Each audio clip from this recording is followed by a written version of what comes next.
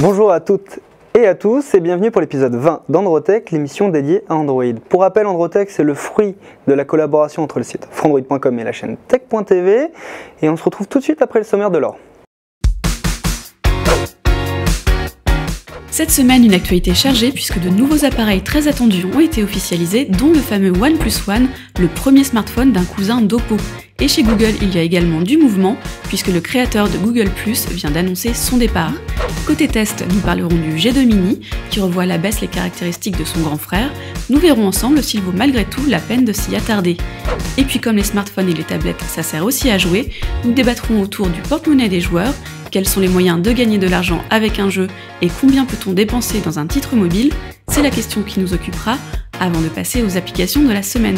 Bonne émission à tous!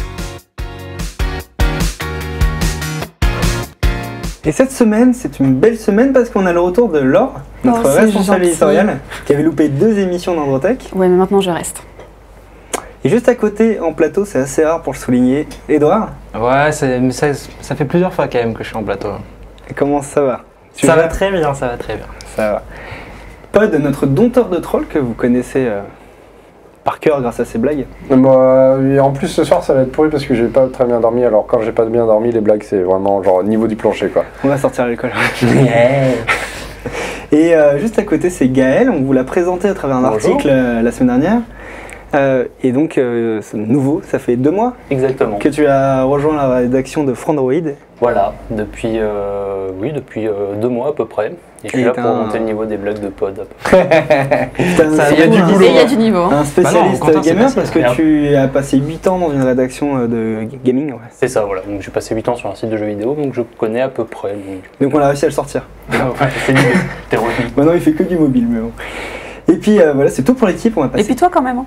Ah oui, c'est vrai. Mais bon, c'est gentil. On va passer tout de suite à l'actualité de la semaine.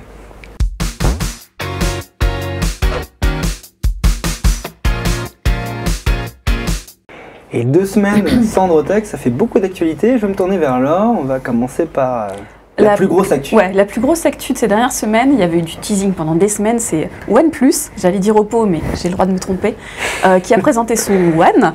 Le OnePlus One. Hein. Le OnePlus One. Magnifique teasing. Ils ont passé leur temps à dévoiler des bribes d'informations sur leur téléphone pendant des semaines. Et conclusion, ils nous présentent un très haut de gamme au niveau d'un Galaxy S5, d'un Xperia Z2 et compagnie, pour à peu près la moitié de son prix, puisqu'il vaut 269 € pour sa version 16 Go et 300 € pour du 64 Go. Et pour ça, on a quand même des caractéristiques qui sont dignes des derniers haut de gamme. On a des belles caractéristiques, on a un écran Full HD de 5,5 pouces. Alors c'est quelle technologie derrière? C'est un écran IPS de chez Japan Display. Ok, donc il faut s'attendre à de la... Normalement, c'est un bel affichage. On verra quand même ce que ça donne en le testant. Bon si on peut le tester rapidement. On a derrière un Snapdragon 801 AC. C'est celui qui équipe le Galaxy S5. Voilà, à 2,5 GHz. Non, ils sont pas tout seuls. Donc ça promet aussi. C'est-à-dire qu'au début, ils devaient mettre un Snapdragon 800. Et ils sont dit, oh finalement, allez, on est des fous, on passe au 800. Ils ont changé en quelques mois, ouais. Même alors si en fait, ils ont tout changé. Ils ont changé beaucoup de choses au dernier moment. Ils sont allés assez vite pour le préparer. Et voilà, on a des belles caractéristiques qui sont 13 mégapixels. Et je crois que c'est un capteur Sony. Sony, ouais. Sony, alors la référence des bons résultats. Ouais, tout à fait. Ça a l'air d'être très très bien. Alors il y a du logiciel derrière pour améliorer tout ça, mais toujours, en tout cas ça a l'air très prometteur. Il y a eu quelques selon ce qu'on a vu. Qu'on fuité et qui sont assez magnifiques. Bon après elles ont été sélectionnées évidemment, mais j'ai vu qu'on pouvait aussi personnaliser le téléphone. Il y a Cyanogen quand même dedans. C'est ça qui est important, c'est le premier Cyanogen Phone. C'est le premier 100% Cyanogen Phone. 100% Cyanogen, il y en a vu avant chez Oppo. Tu pouvais choisir. Mais c'était une édition limitée. Là c'est vraiment du 100%. Et il ressemble beaucoup au Oppo Find 7A. Eh ben oui, parce qu'en fait, l'équipe de OnePlus, en fait, c'est des anciens en partie de chez Oppo, puisqu'ils ont en fait la même maison mère qui les finance. Et au niveau design, on sent bien quand même la parenté entre les deux entreprises. Le Find 7, il ressemble vachement au OnePlus. Effectivement. Ou plutôt l'inverse. Vous avez vu ces autocollants-là? Bah oui, parce qu'on les a eu comment? Parce qu'on a vu quelqu'un de chez OnePlus qui est venu chez nous. Et d'ailleurs, on le salue, on espère qu'il nous enverra un OnePlus très bientôt, parce qu'on voudrait bien le tester. Ah, mais je veux bien le... Enfin, moi, je veux pas juste tu veux bien détruire ton téléphone pour en récupérer un? Alors, comment on fait pour l'acquérir, ce OnePlus One? Alors, on fait pas. On s'inscrit sur le site de OnePlus pour faire partie des 100 heureux élus qui pourront avoir le droit de casser leur téléphone Et pour c'est ce qu'on acheter appelle un l'opération téléphone à 1 euro, Comme ou l'opération con quand tu prononces mal. ouais, il y a un peu de ça. En plus, si tu regardes bien la liste des téléphones que tu as le droit de casser, c'est des hauts de gamme du moment. Le pire, ça doit être le Galaxy Note 2. C'est absurde, hein, cette opération. Donc tu vas exploser ton téléphone, tu dis comment tu veux le casser? Bon, à coup de C'est-à-dire marteau, qu'il y a à coup de peut-être 1000 perceuse. personnes qui vont casser leur téléphone, mais il y en aura que Non, 100. alors en fait, tu t'inscris avant et si tu as été sélectionné, on te le dit et c'est là que tu casses ton téléphone. Sinon, ça sert à rien. C'est complètement con. C'est assez Ce qu'ils auraient particulier. dû faire, c'est faire une liste de précommandes et fournir au fur et à mesure des gens en fonction de leur date de précommande. Ouais, mais là, ça leur permet de faire leur vidéo buzz. Ah bah, Ouais, ça mais- leur coûte pas grand-chose en Sauf que plus. pour moi, hein. c'est du bad buzz. Mais... Bah, ça a l'air plutôt bien marché dans la communauté, hein, où on voit tous les gens qui ont déjà commencé à péter leur téléphone sur YouTube. Alors que Alors, là, par l'opération contre, n'a ils sont pas commencé. foutus au mieux. Hein. Mais bon, ça Bah, reste après, un public, iPhone, je peux comprendre. Il y a Il fait l'iPhone partie dans de la liste. Ouais, ouais. À partir du 5. Hein. Donc tu lâches quand même un téléphone à 600 € minimum. Hein. Pour le changer contre un téléphone à 300. Bon. Non, à 269 Et quand parce les que gens c'est le 16 vont Go. l'acheter, comment ça va se passer? Et qui pourront. Alors, il va y avoir un système de précommande sur le site de OnePlus, sur le forum de site OnePlus. officiel, Sur le forum officiel, Comme il y aura on- des invitations finalement. Et ensuite, on pourra l'acheter une fois qu'il sera réellement sorti sur un site de revente officiel, donc qui sera le seul biais pour l'avoir. Il y aura Et nous, peut-être des on devrait revendeurs plus donc tard. pouvoir sortir notre test assez vite. Donc en espérant que que OnePlus nous l'envoie parce qu'a priori ça va être Par le cas. contre, je sais pas si vous trouvez, mais il y a quand même un grand enthousiasme autour de ce téléphone, alors qu'on ne sait pas vraiment beaucoup de choses. Mais il y a ça quand me même eu rappelle- les premières prises en main. Surtout il y a- son il y a eu cyanogène, en fait. maintenant, Il y a eu des ouais. premières prises en main, mais ça me fait penser à d'anciens produits, genre Notion Incadam, qui avait fait un buzz de... Oui, mais Très, très important. qui avait mis 2 ans à sortir. Ouais, quand, mais là, quand il parle elle- de rapidité, sur vite on a changé des composants, etc. À un moment donné, est-ce que Non. c'est pas dangereux de se dire, tout le monde trouve ce téléphone génial, mais est-ce qu'il n'y a pas anguille sous roche quand même? Parce que ton Oppo, pour parler de lui, en l'occurrence, tu l'utilises plus aujourd'hui parce que le micro USB est mort. Est-ce qu'on ne peut pas se dire que ce téléphone qui est monté à la C'est la va-vite, même, il peut potentiellement avoir des problèmes c'est la même ligne de rapidement? production. C'est la même ligne de production et c'est un problème qui n'est pas tout à fait étranger à d'autres téléphones. En Ouais. particulier, le Galaxy Nexus était connu pour avoir son port USB qui mourait Bref, rapidement au bout de 6 mois. Ce serait vraiment crétin de leur part de faire ça, parce qu'ils misent vraiment sur le haut de gamme. Ils sont déjà en train de dire on concurrence le S5, on concurrence tous les flagships, on est un flagship. Moi j'ai une killer. question à poser raison. avant de passer à l'autre actu. Est-ce que vous allez juste me répondre par oui ou non? Est-ce que vous l'achèteriez? Grave. Oui. Moi j'attendrai. Edouard? Moi, j'attends d'avoir les retours avant. Ok, donc c'est un oui peut-être. C'est peut-être. Et là, Ah, moi, j'ai promis de péter un téléphone à coup de tel aiguille, donc je tente. personnellement je le trouve un peu grand. Mais ça c'est plus mes goûts. Ouais, mais j'ai envie de le tester quand même. 5,5 pouces. Et la seconde actualité, c'est un départ qui a fait jaser pas mal de monde chez Google. Ça fait grand bruit, c'est Vic Gundotra qui quitte le navire Google. Alors c'est lui qui était à la tête de Google+. Gundotra Gundotra qui part de chez Google, il l'a annoncé sur son Google+. Larry Page a bien sûr réagi et a confirmé le départ. On n'a pas encore de nom pour le remplacer à la tête de Google+. Mais bon, plusieurs circulent tout de même. C'est monsieur social chez Google. C'est monsieur réseau social. Google Buzz avant. Ouais, tout à fait. Et du coup, ça a créé un bad buzz, certains y voyant carrément la fin de Google+, au profit de Facebook et les autres réseaux Et sociaux. justement, alors, je vais me tourner vers Pod parce qu'il y a un article de TechCrunch que tu as sûrement lu. Et oui, Tu peux nous résumer l'article j'ai eu ce malheur. L'article de TechCrunch par Alexa dit que, cite des sources anonymes. Ils rebondissent sur le départ de. Tout à fait. Et Ouais, que Vic. d'après des sources anonymes, cela signe un très gros ralentissement des développements sur Google+, avec une réduction du nombre de développeurs, le déménagement de ces développeurs dans d'autres bureaux plus annexes et moins importants, Il y a aussi les coupeurs de budget. effectivement, et la fin de l'intégration forcée de Google+ à Google. Entre autres, il y avait YouTube qui avait un petit peu créé des polémiques.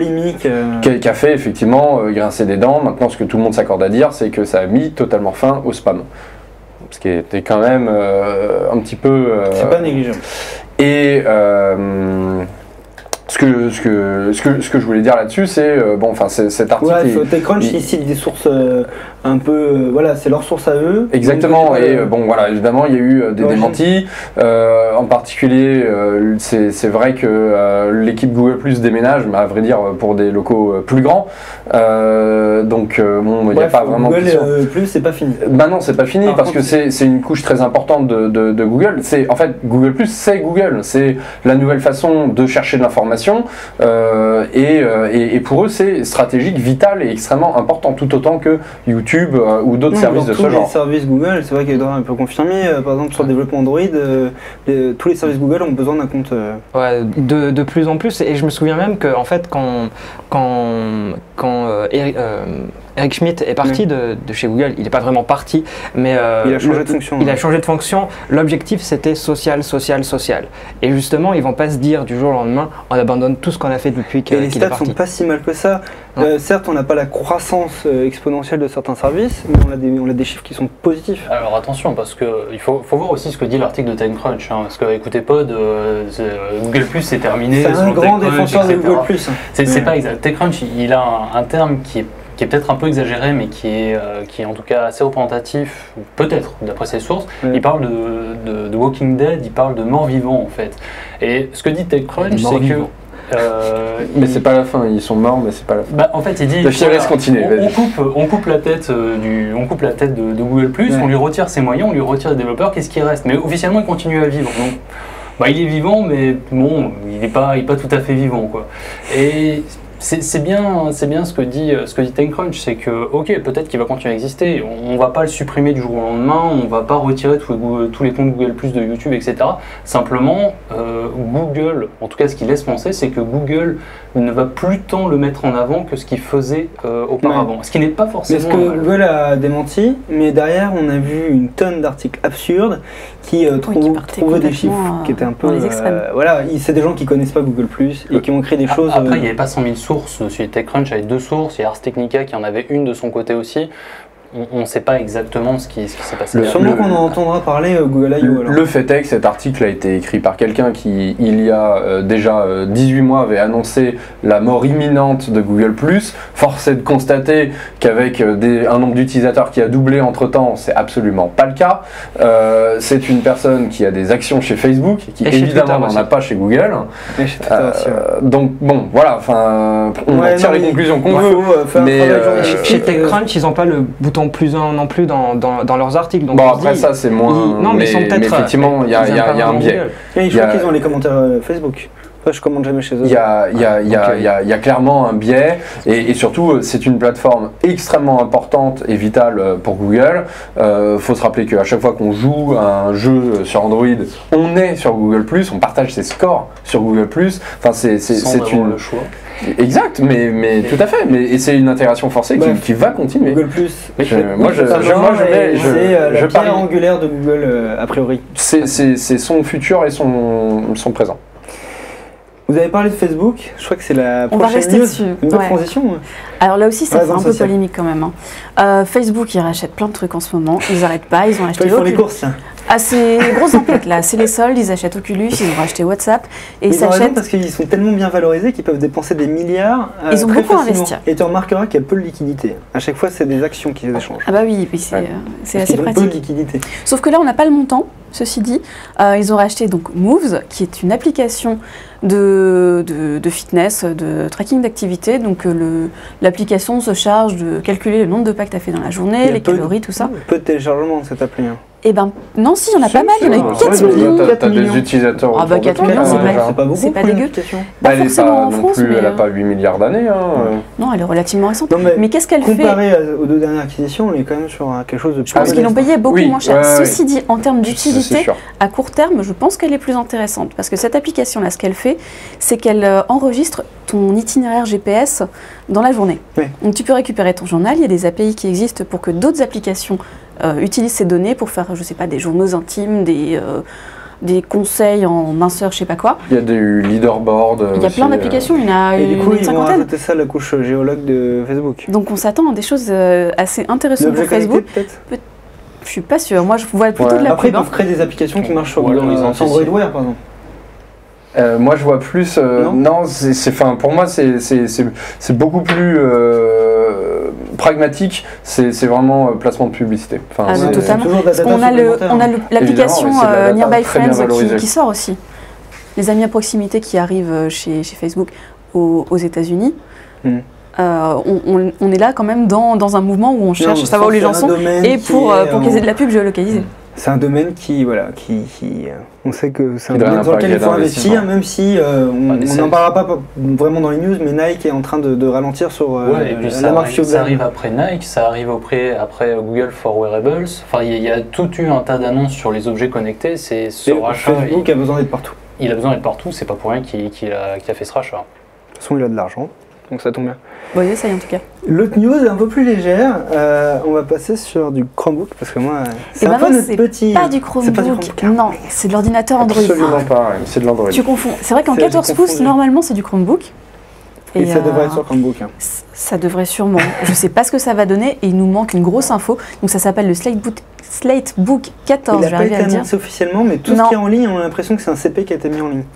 Ils ont tout laissé sortir en fait. C'est une image digne d'un CP ça. Non, mais ça a été extrait d'une vidéo et qui a été vite supprimée par HP. Ils ont sorti une vidéo c'est pas Netbook Italia qui l'avait récupéré, je crois. Je sais plus qui l'a eu en premier, mais le fait est qu'on a quasiment tout vu de cet ordinateur sous Android. 14 pouces, c'est pas forcément fréquent dans ce monde-là. Il a l'air très bien fini, surtout. Il nous manque plein de choses. Il nous manque sa version d'Android, il nous manque son processeur exact. On parle d'un Tegra, mais on n'a pas exactement la référence. Peut-être des Tegra 4 ou peut-être des K1 ? Peut-être K1, ce serait pas mal en tout cas. Mais en tout cas, pertinent. Il a l'air extrêmement bien fini en tout cas. Ouais, toujours, j'ai quand même du mal de mettre du ARM sur des netbooks, mais bon. À partir du moment où c'est Android. Bref, mes netbooks sur Android, ça n'a jamais fait quelque chose non, de la question, ce sera celle du prix. Et des usages, là, je suis pas encore très convaincue, mais à voir en tout cas. Après, il reste à savoir si c'est détachable comme les transformers d'Asus, parce que... Probablement pas, en tout cas, ça n'a pas une tête... Ça a l'air d'être un ordinateur assez classique. C'est dommage, parce que justement, Android, c'est là où ils sont pas... c'est pas vraiment développé en termes de productivité. Donc je pense qu'il faudrait justement que ça soit un transformer-like comme le fait Asus. Après, c'est mon avis. Et c'est tout pour l'actualité. Je pense que la semaine prochaine, on évoquera l'actualité de Acer qui a présenté quelques produits intéressants. Il y a des choses intéressantes.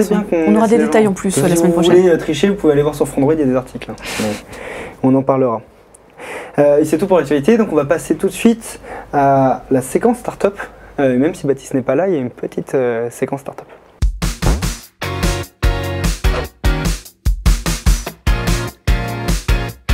Et je vais me tourner vers Pod. Ah bon, c'est moi ? Bah oui. Ah ok, d'accord. Tu nous as préparé une petite séquence startup. Alors préparer, c'est un bien grand mot, mais effectivement, non mais c'est vrai que c'est un projet qui m'a plu. Du coup, en fait, il s'agit, je vais prendre le problème autrement. Je vais le prendre côté usage. Il y a quand même pas mal de monde qui a une imprimante chez lui. Grosse imprimante. Ben surtout, en plus, quand on a des formats de papier un peu bâtards. Il a mis des all-in-one qui sont énormes.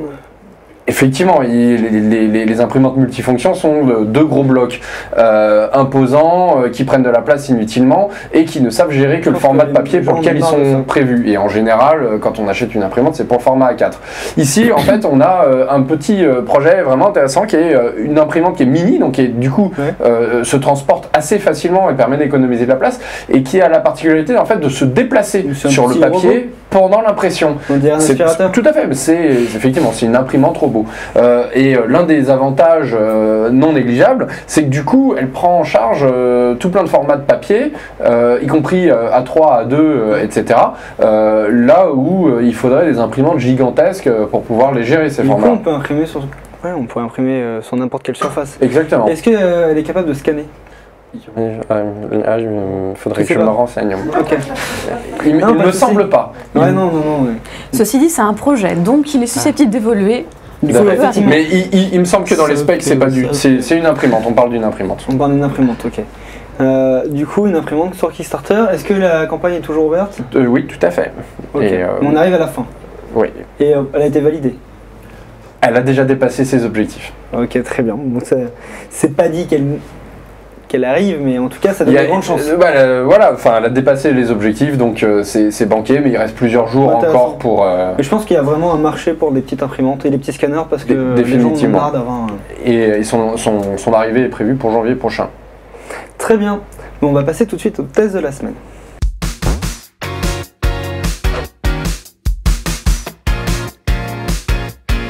Après avoir testé tous les mastodontes du marché, on a un mini, c'est le G2 mini, on va le tester. Et je vais me tourner vers Laure, tu me donnes ses caractéristiques s'il te plaît. Mais oui. il a quoi? Il a un écran de 4,7 pouces, et donc il est d'un demi-pouce Super plus écran. petit que le G2 que j'ai juste ici. Avec le même format, c'est-à-dire le bouton à l'arrière. Tu peux montrer, hop. Mais est-ce que tu peux me montrer le tien Ouais. Ouais. Je te le passe, hop. On va enlever ça. Voilà. Voilà, pour comparaison, alors c'est quoi la différence entre les deux? Donc la taille d'écran, la définition de l'écran, on passe de Full HD à 540 par 960 pixels. On passe aussi à une coque amovible à l'arrière et donc à une batterie qui est amovible sur le mini. Ah oui, Et aussi à une mémoire qui est extensible maintenant, alors que sur le G2 c'est le problème, quand on a la version 16 Go, il n'y a pas de port micro SD. Qu'est-ce qu'on a d'autre? On a une coque qui n'est plus toute lisse mais avec un effet texturé qui tient pas mal en main d'ailleurs. On a un appareil photo de 8 mégapixels à l'arrière. Ok. Et on trouve du coup le bouton juste en dessous. Le bouton juste en dessous, voilà. Donc on a vraiment le même design, sauf qu'il est un petit peu plus épais, il est forcément un tout petit peu moins donc fin. là on voit la comparaison entre les deux. Effectivement c'est le même design. Il semble un peu plus lourd forcément en main, pardon. Et il est un peu plus épais. Ouais. Mais bon, la coque s'enlève, donc c'est assez pratique pour les gens qui veulent changer la batterie. Je vais essayer de l'enlever. Comme d'habitude, je faille. Ah non. Non, non, c'est bon. Là, c'est facile. Première fois. Voilà, donc tu as sur le côté la SIM ici et la carte mémoire qui sont superposées. Voilà, et on a une batterie de 2440 mAh. Très bien voilà pour les caractéristiques. Et du coup, en termes d'autonomie, en parlant de batterie, ça donne quoi? Et ben comme l'écran est plutôt moyen, on laisse pas de troller dessus, et que la batterie est pas trop petite par rapport à sa taille, honnêtement, ça tient bien. C'est une bonne autonomie pour ce téléphone. Plusieurs personnes l'ont utilisé au bureau d'ailleurs et les avis étaient similaires chez tout le monde. L'autonomie est très convaincante pour ça. Mais forcément, on n'a pas de HD, donc ça aide. Du coup, c'est vrai qu'il consomme et c'est un Snapdragon 400 dedans. Il y a un écran QHD, on va en parler très vite, et du S400. Du coup, qui est compatible 4G. Qui est compatible 4G. Ça c'est un bon point. Bah, c'est important. L'écran, justement, du QHD en 2014 à plus de 200 €. Ouais, c'est surtout ça la question. C'est surtout le positionnement prix. Est-ce que c'est normal? Clairement pas. Clairement pas. Bref, aujourd'hui, il y a quoi, 250-300 € ça, Gaël? Ouais, c'est ça, 250-300 €. En fonction des offres. Ce qu'on a, il y a du Huawei à 150, le A100 G6. On a du Galaxy Core 4G chez Samsung qui est à 250 € à peu près. Et les F séries chez LG aussi qui sont un peu moins chers. Voilà, qui sont un petit peu moins chers. Après, et puis après, il reste un peu plus bas de gamme, du Arcos ou du OneTouch, voilà, qui sont aux environs de 200 €. Quoi. Il y a du Ricoh qui va arriver aussi. Il n'y a pas juste la résolution qui va pas. Enfin, je l'ai pris en main tout à l'heure, il scintille. Et ça se... Non, l'écran est de très mauvaise qualité. C'est vraiment dommage. C'est le seul point vraiment dommageable sur ce téléphone. Surtout quand on est LG et qu'on fait des télés quand même. Et qu'on sait faire de très beaux écrans sur le G2. Des super usines d'écran. En fait, il scintille. Il scintille, on voit les pixels. Enfin, c'est pas. Non, mais voir les pixels sur un modèle. Sur cette densité de pixels, c'est normal. Il aurait dû avoir 720p en est. Voilà.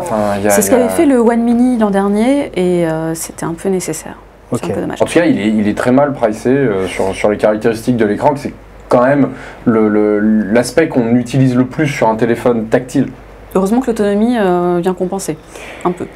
Le design pour le coup est assez réussi. Cool. Ouais. Parce qu'on retrouve l'ergonomie qu'on a sur le G2 avec le bouton central. Et le no-code devant, donc ça c'est très pratique. T'aurais pu dire l'ergonomie avec le petit ergo. Enfin, bref. On a les boutons qui sont intégrés dans l'écran. Les trois boutons. Ça c'est bien aussi. N'en parle pas trop parce que PO va encore troller. Cette barre navigation, on peut la personnaliser pour en mettre plus des boutons dessus. Ouais, on peut décaler les boutons, on peut en ajouter jusqu'à 4. Comme sur les autres LG d'ailleurs. Il n'est pas trop amputé de ses fonctionnalités logicielles par rapport au G2. C'est ça qui est important aussi, heureusement d'ailleurs. C'est ce qui justifie en grande partie son prix. Mais est-ce que pour l'interface, il faut pas être un peu comme chez Samsung et avoir des goûts de coréen pour aimer parce que moi j'ai un peu de mal. Des goûts de coréen. Alors il y a des choses qui sont pas mal. Il y a des choses qui sont pas mal. Il y a du bazar dans la barre de notification, ça je suis d'accord. La messagerie est pas mal fichue avec les pop-up qui s'ouvrent quand tu reçois un message. On est sous KitKat. C'est bien d'avoir KitKat. Encore, j'ai envie de dire. Ah oui. Bah, le Moto G a KitKat aussi. Hein. Oui, le Moto G, mais il n'est pas 4G. Les téléphones chinois proposent des caractéristiques assez similaires et ils ne sont pas KitKat. Enfin, même si l'écran le laisse penser, mais. Pardon, excusez-moi. Bref. Oui. La photo alors. Bah, 8 mégapixels, il s'en sort bien, hein, forcément moins bien que le G2. Pour ces prix-là, généralement, on a des photos qui sont pas top. Là, on a des performances qui sont très correctes. Forcément, dès qu'il y a un peu de nuit, ça va être moins bien. Mais globalement, de près, j'ai essayé en macro, ça rendait plutôt bien. D'un peu plus loin, c'était pas mal non plus. Satisfaisant pour ce type d'appareil, en tout cas. Moi, je vais vous montrer quelque chose, et c'est ce que j'aime bien. Regardez ma main. On peut...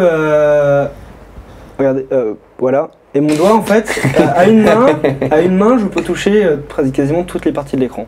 Et c'est aussi l'avantage d'avoir un écran de cette taille-là. C'est ce qu'on en train d'essayer de nous convaincre d'avoir un téléphone plus petit en ce moment. Oui.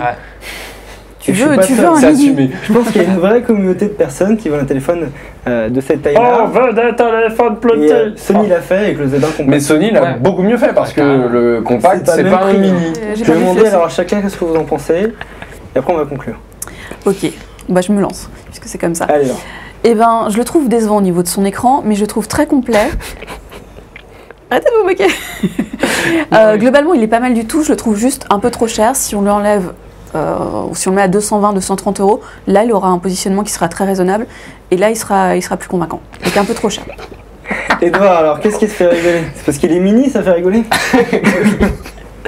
Je sais plus ce que je voulais dire, passe à Gaël. Ouais, je passe à Gaël. Qu'est-ce que tu penses de G2 Mini? Je suis entouré de snob. Moi, je le trouve pas mal ce téléphone et je pense que sur quelqu'un qui voudra acheter un téléphone, un écran, bon, il verra que l'écran est peut-être pas super, mais c'est pas ce qui va le plus le gêner. Je trouve que par rapport à toutes ces caractéristiques qu'il y a dedans, même s'il est un peu cher, c'est quand même un bon téléphone qui fait ce qu'on lui demande, quoi. Et surtout, il est 4G, quoi. C'est pas ce qui est. C'est que j'ai envie de dire indispensable aujourd'hui. Oui, c'est indispensable. Pod. Voilà, comme je l'ai dit d'entrée de jeu, je trouve très mal pricé. Je suis désolé pour l'anglicisme, je le trouve vraiment pas en face de son public. Combien tu l'achèterais? 200 €. 200 €, ça serait une très belle acquisition. 250, ça serait parce qu'on trouve, quand même intéressant. On trouve chez des constructeurs chinois mais au-dessus, c'est la même chose à 150 €. Oui, et puis bon, au niveau logiciel, c'est pas la même chose. Non, mais pas juste les constructeurs chinois. Enfin, on a du Moto G, le tester, mais ça promet aussi. Ça promet, hein. On a un paquet d'autres références en face et qui sont pas forcément chinoises, et il va y en avoir de plus en plus. Du coup, voilà, je trouve qu'il n'est pas en face de son public. Edouard? Je suis un peu dans le même esprit que PO. En fait, il me fait penser à tous ces téléphones qu'on appelle mini, S4 mini.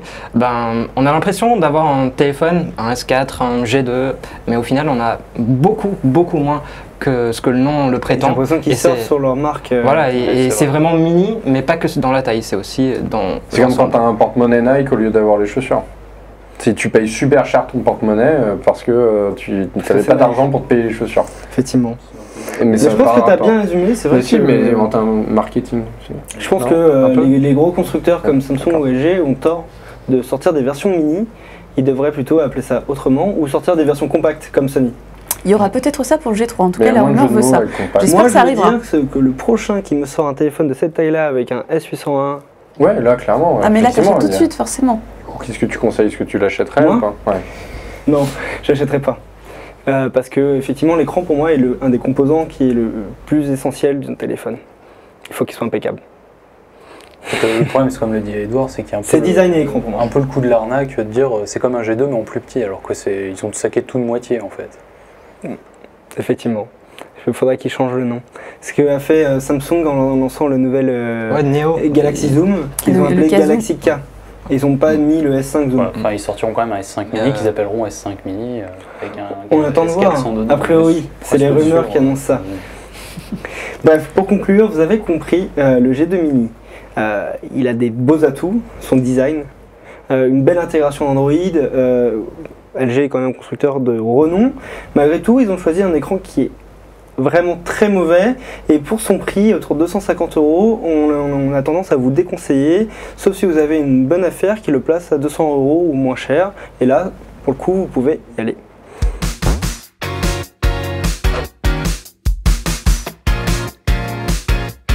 Et c'est parti pour au moins 10 débats sur le jeu vidéo. En tout cas, là, c'est le premier. Le jeu vidéo mobile, on va en parler beaucoup.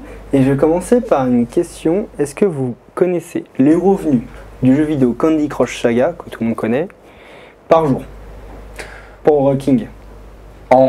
L'unité de base, c'est Flappy Bird, non? L'unité, c'est l'euro. Ok.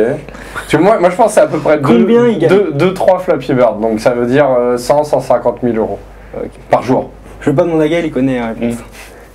Non, mais moi aussi, je la connais la réponse. Ok. Ça a tellement buzzé, c'était environ 800 000 $ par jour, ce qui fait un Tu sais 600 comment 000 t'as €. grillé la politesse? Bah, moi, Ça fait quand Aucune pitié, hein. Ce qui fait quand Donc, même 600 000. 16 Flappy Bird.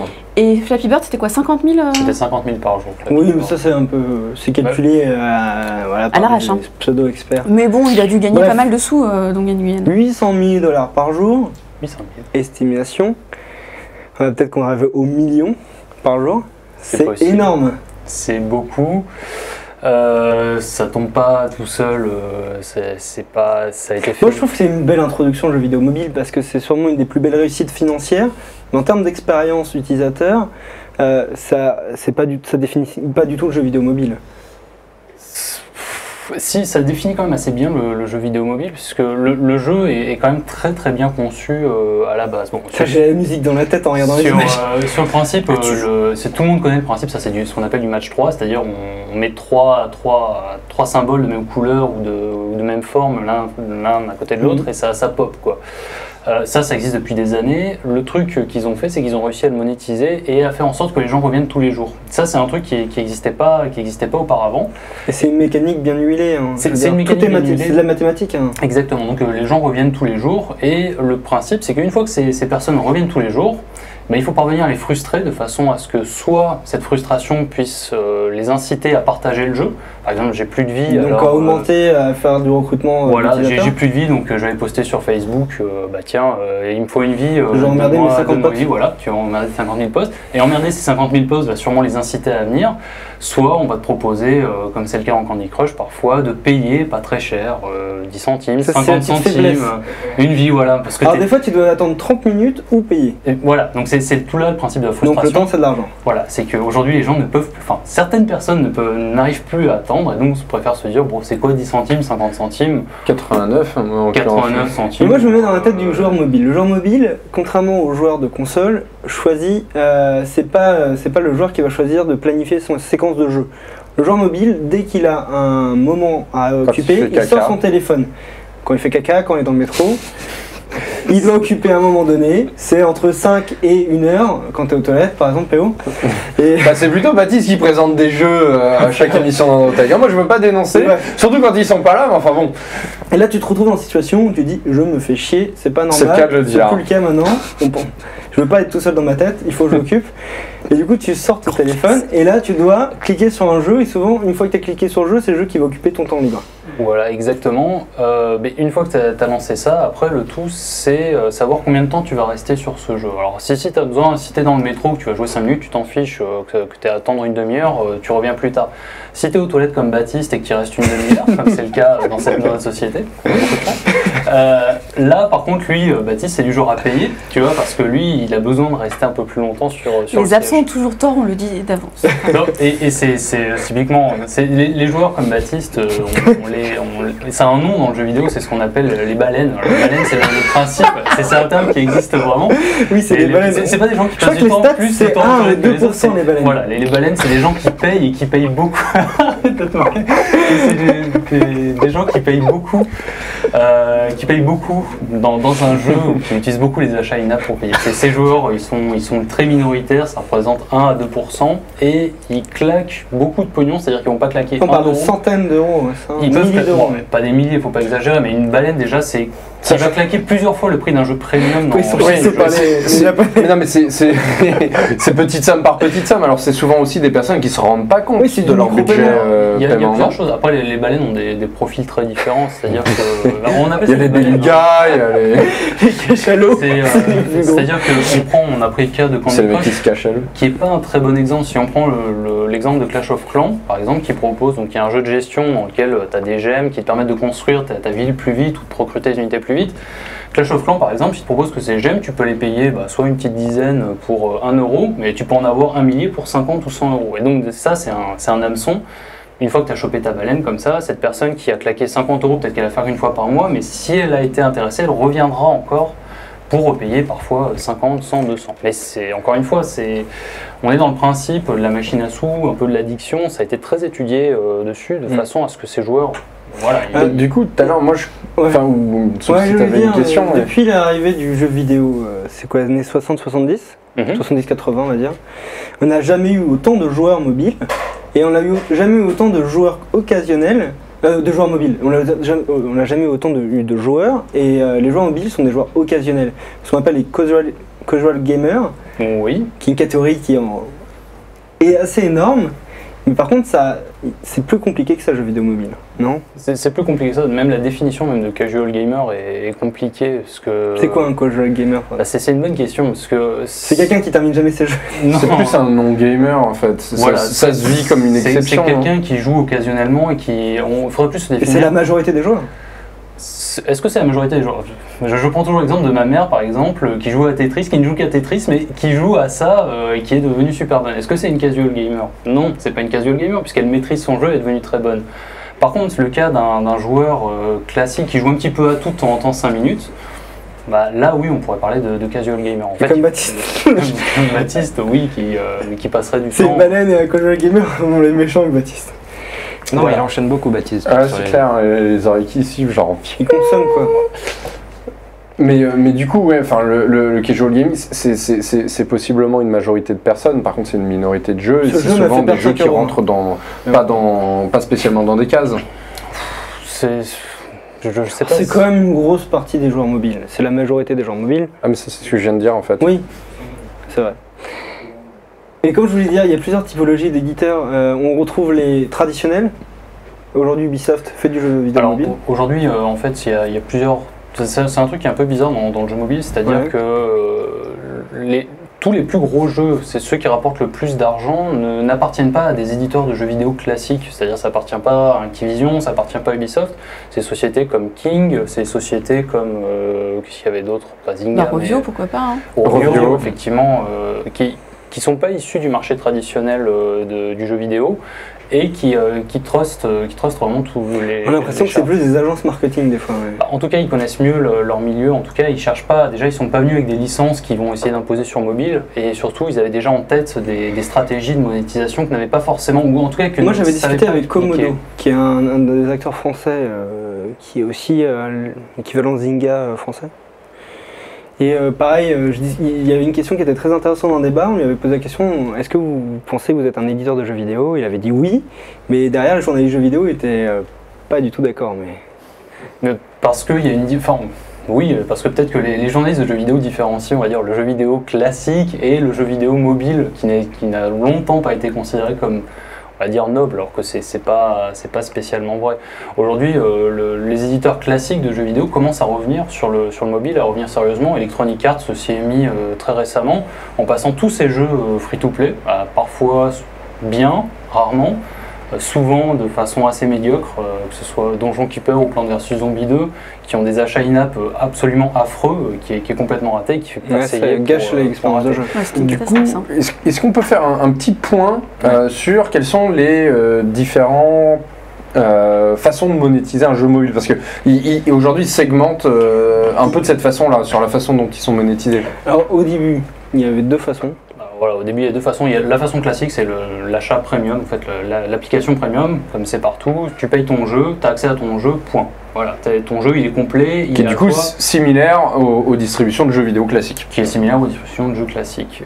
Seulement, les gens ne sont plus vraiment amenés, ils n'aiment pas dépenser, même 99 centimes, 3 euros, c'est déjà cher pour eux. Donc on a mis le jeu freemium. Et comment rapporter de l'argent? Soit on met des boutiques virtuelles, ce qu'on appelle les achats in-app, qui permettent de débloquer des bonus à l'intérieur du jeu pour accélérer, pour rendre le jeu pour accélérer des tâches répétitives. La personnalisation de couleurs qu'on peut voir dans certains RPG en ligne aussi. Voilà, exactement. Ça, c'est l'autre solution qui est beaucoup utilisée et qui actuellement rapporte le plus d'argent sur le store.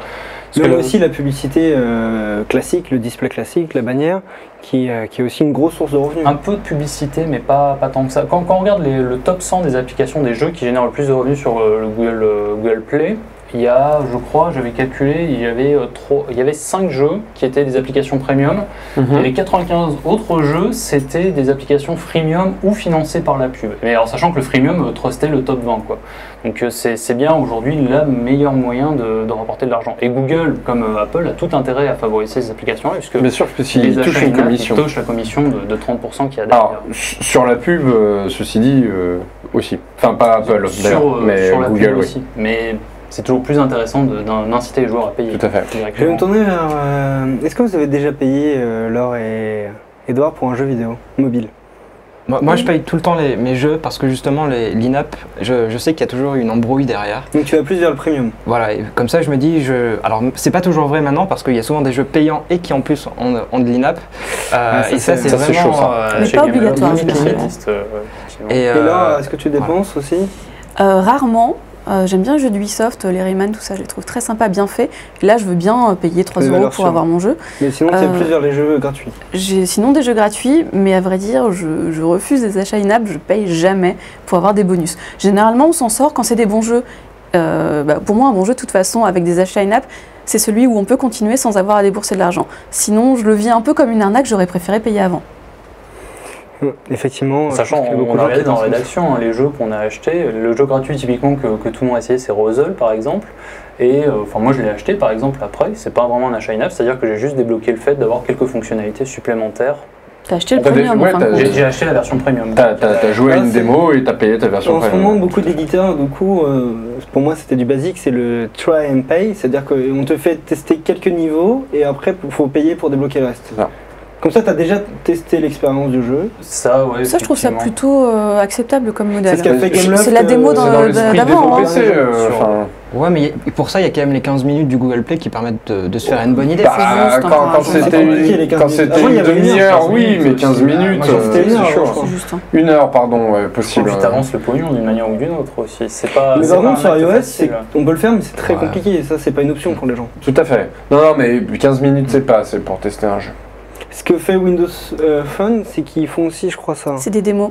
C'est des démos. Qui sont obligatoires, qui ne sont pas obligatoires sur Google Play. Et qui arrangent beaucoup de développeurs, parce qu'une démo, c'est compliqué aussi pour un développeur à mettre en place. Bref, aujourd'hui, pour vous, quel est le meilleur modèle pour un jeu vidéo mobile? C'est une question qui est un peu le meilleur modèle, moi je sais pas répondre. Lequel tu préfères? Mais celui que moi en tant que consommateur je préfère, je suis comme Edouard, moi je suis freemium, je recommence, pas freemium, je suis premium. Mes jeux ils sont gratuits avec Ok, en fait j'en ai deux. Ouais, j'en ai deux, exact. Soit ils sont gratuits avec un peu de pub, mais qui ne me dérangent pas. C'est-à-dire où je vais pas cliquer dessus par hasard en essayant de faire des trucs. T'es pas prêt à regarder 30 secondes de vidéo pour jouer? Non. Okay. Non, un bandeau, un endroit qui gêne pas, ça c'est ok. Sinon, je vais payer un jeu en entier et je serai capable de mettre.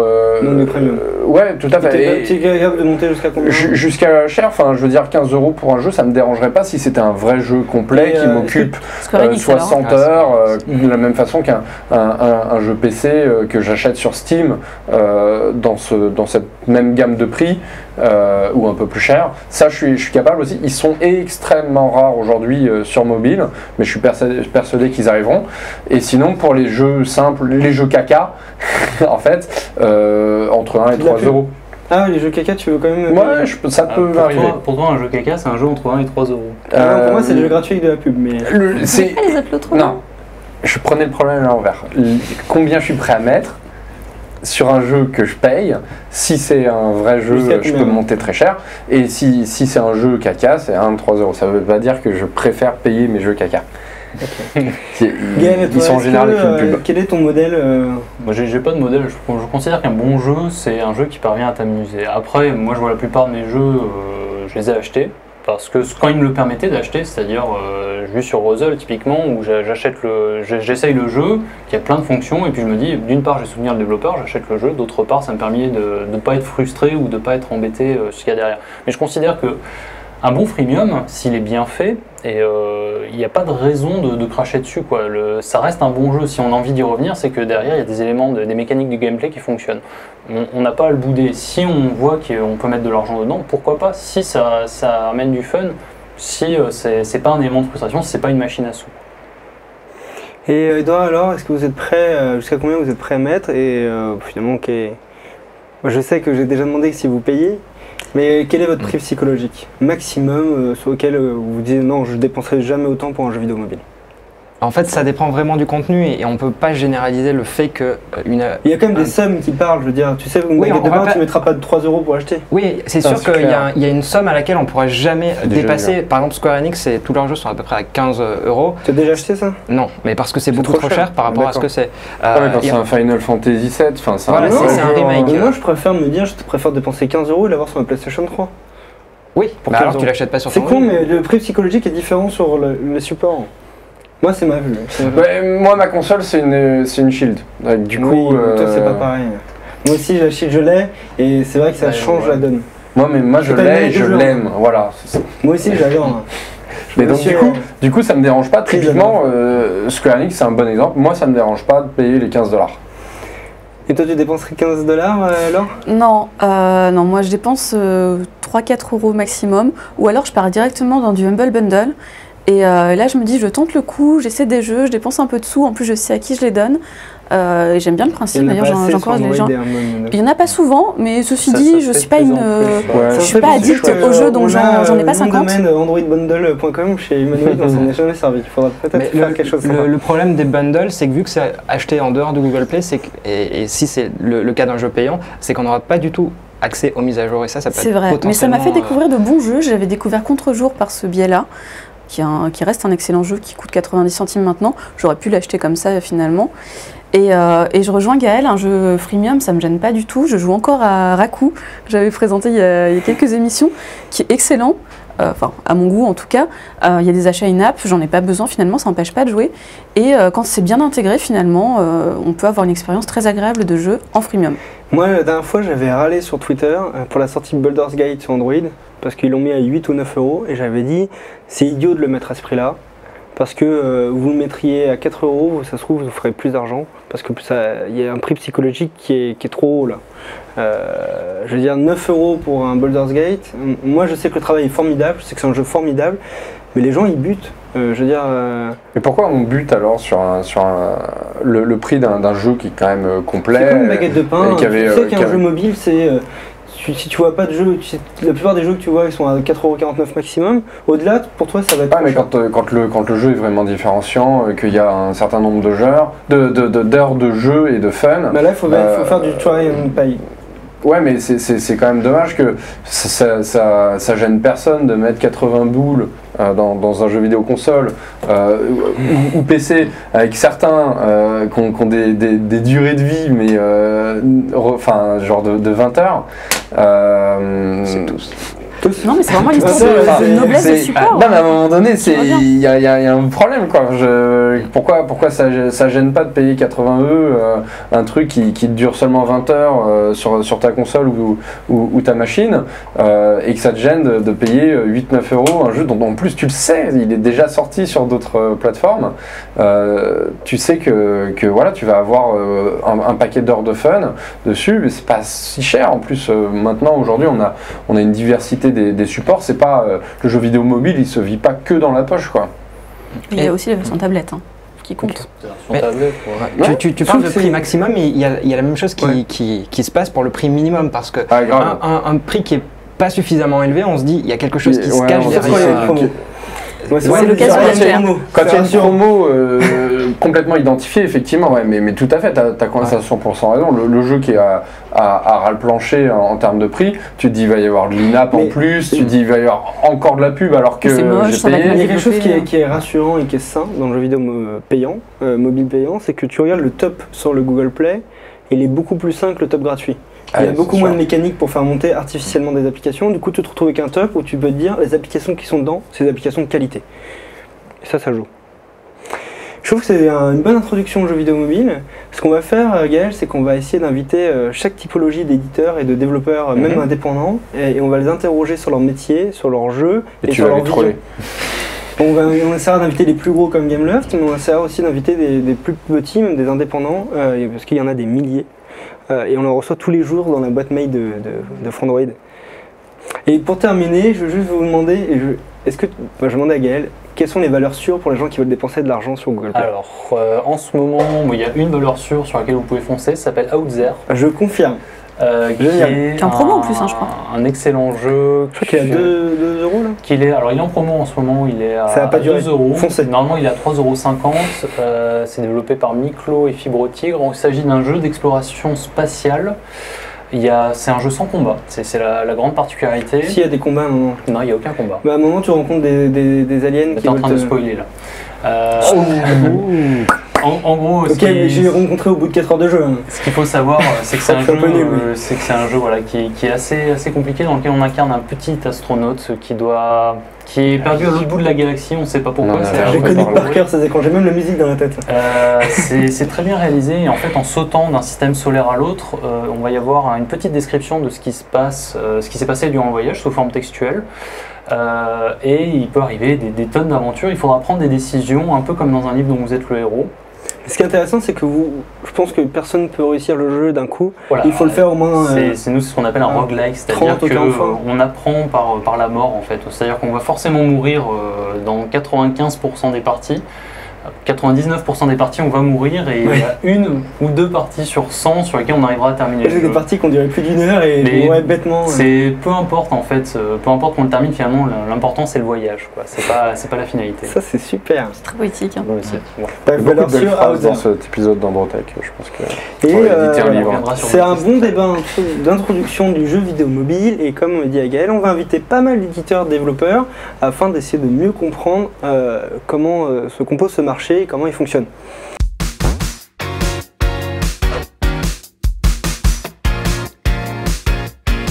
Et comme chaque semaine, c'est la dernière partie d'Androtech, elle est dédiée aux applications, et j'ai demandé à toutes les personnes de l'équipe de me préparer leur application favori, et je vais commencer par Laure.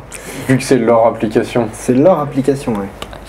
Et c'est pas un jeu pour moi cette semaine, ça va être un outil. Honnêtement, j'ai hâte que tu utilises cette application. Pourquoi ? Parce qu'on va la défoncer. Parce que chaque fois que je te demande un contact, t'as du mal à le trouver. Ah là, c'est sur mes contacts perso que j'ai utilisé. Pro, jamais, je rangerai pas, c'est fini. Non, mais et ça s'appelle Contact Optimizer. Être pourri. Pod la déteste. Moi, je la trouve pas si mal. Je la trouve très utile parce que j'utilise mon compte Gmail depuis des années. Et ça fait 10 ans que je cumule les contacts qui se dupliquent par je ne sais combien.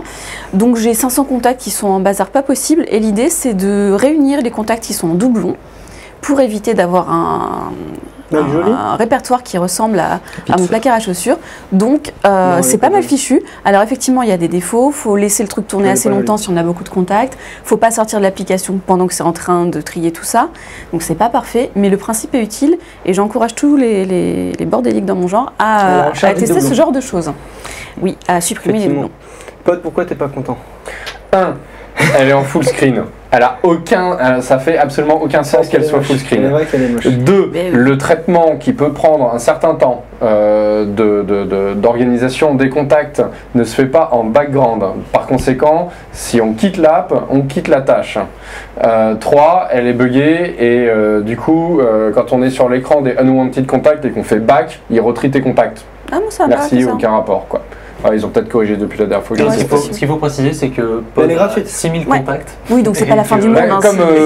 On a à peine 600, quoi. Comme tous les gens qui ont utilisé Gmail à ses débuts, à l'époque, les contacts s'enregistraient automatiquement. Donc c'est vrai que j'en ai un certain nombre. Ceci dit, des doublons, j'en avais Mais qui 2. 6000 contacts? Alors moi j'en ai beaucoup. Moi j'en ai beaucoup des bons. Je crois que tu es au moins 7 fois dans ma liste de contacts. Toi aussi avec tes numéros de téléphone. Hein. Toi je sais même Alors, pas ça, quel est c'est ton bon. vrai numéro de téléphone. Bref, C'est pas brouillé. Edouard, je passe à ton application. Oui.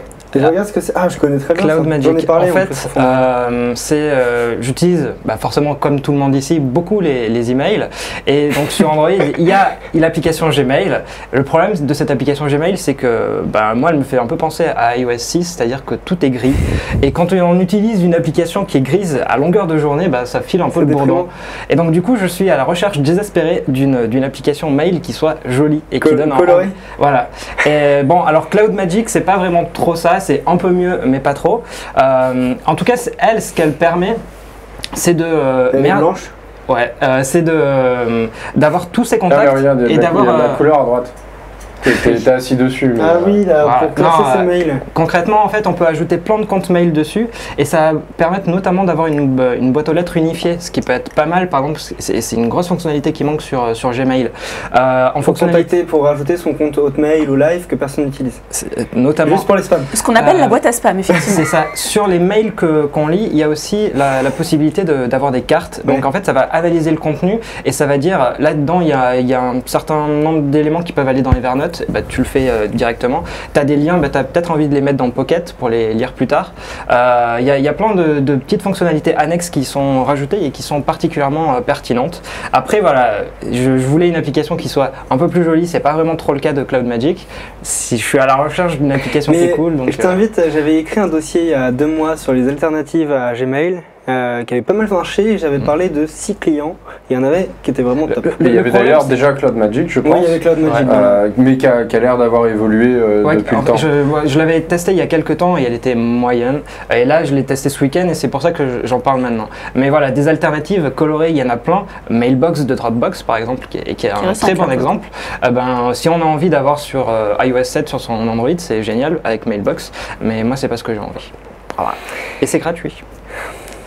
Et je me tournais vers Pod et ton application, je la connais très bien. Exact. J'ai dû prendre l'accent québécois, mais j'ai un peu du mal. Oh non, on va pas faire ça. Effectivement, pour ceux qui suivent l'émission depuis le début, ils savent qu'en matière d'information et de contenu multimédia, audiovisuel et journalistique, je me tourne essentiellement vers l'Amérique du Nord francophone, exception faite d'Arte. Et du coup, aujourd'hui, je vais parler de l'application La Presse Plus. La Presse, c'est un journal québécois. C'est le premier journal ou pas? En termes D'audience. oui, remarque dans le groupe québécois. Ouais, non, Je crois qu'il y a Métro qui est pas mal aussi. Non, c'est le premier tirage sur une seule édition, parce qu'après le groupe québécois a beaucoup plus de tirages, mais qui sont répartis sur moi, plusieurs éditions. Il y a 2 mois, nos amis québécois avaient fait une énorme fête pour fêter l'arrivée des applications mobiles. Et c'est justement, je pense que... Et tous les réseaux sociaux étaient envahis par la presse. Exact. Mais le problème, c'est que c'était pour une application à l'époque iOS. Alors aujourd'hui, l'application La Presse Plus arrive sur Android et c'est une application de consultation d'édition quotidienne et non pas une application de news comme c'est le cas pour l'application de la presse régulière. L'application de news, c'est un petit peu comme pour nous l'application for Android avec du contenu généraliste. Exactement, c'est de l'info en continu, ça se rafraîchit, etc. Là, on est vraiment plutôt dans une démarche d'édition quotidienne qui va se télécharger automatiquement et qu'on va pouvoir parcourir avec beaucoup d'interactions sur le contenu. On a des colonnes qui se défilent verticalement. On a des slides gauche à droite, même les publicités sont interactives, il y a beaucoup de contenu multimédia, elle est extrêmement soignée, elle est très très chouette. J'ai un seul bémol, c'est qu'elle est réservée aux tablettes et même Pierre a une sélection de tablettes, c'est-à-dire que certaines tablettes comme l'Asus Transformer TF701 ou je sais plus quelque chose comme ça n'y a pas accès. Les téléphones n'y ont pas accès parce qu'elle a été pensée pour tablette. C'est un choix que je peux comprendre, mais quand on a un gros cerveau qui demande un travail c'est plus vraiment en termes d'interface, faut de la surface. Mais le problème c'est que avec des téléphones qui font Miracast, aujourd'hui sérieusement, tous nos téléphones sont des grandes surfaces potentielles. Et moi j'avais envie, avec mon petit picoprojecteur, de lire mes éditions de la presse en les balayant sur mon téléphone, mais en les regardant sur le grand écran, par exemple. Et je trouve ça vraiment dommage d'avoir réservé l'application aux seules tablettes Android, pour les gens qui mais à part ça, elle est presse, vraiment top. Est-ce qu'on peut lire toute la news qu'on peut lire sur Le Monde, etc. Alors, ce sont des éditions quotidiennes, et les éditions quotidiennes aujourd'hui sont centrées sur l'actualité du Québec. Alors évidemment, il y a un volet international, mais par contre, en revanche, le site de la presse, lui, a un gros volet France. Donc le contenu, c'est pas ça qui manque, mais par contre, clairement sur cette application... tablette. Ah ouais, enfin je veux dire... Même pour Edouard Complètement, et même les publicités qui sont interactives, on a envie de cliquer dessus. Ils n'ont aucune guidelines Google, non, d'accord. Ouais, mais c'est que du maison. C'est que du maison. Mais c'est bien conçu pour du tactile. C'est très bien pensé, il y a eu un gros travail. Il faut payer, c'est ça? Du tout. Non, tout est gratuit. Tout est gratuit. Moi, tous les matins à 5h30, ça va télécharger l'édition et bim, tu l'as. Top. Gaël, t'as vu nos petits rituels, tu t'es préparé? Oui. Moi, de mon côté, c'est Podcast Addict.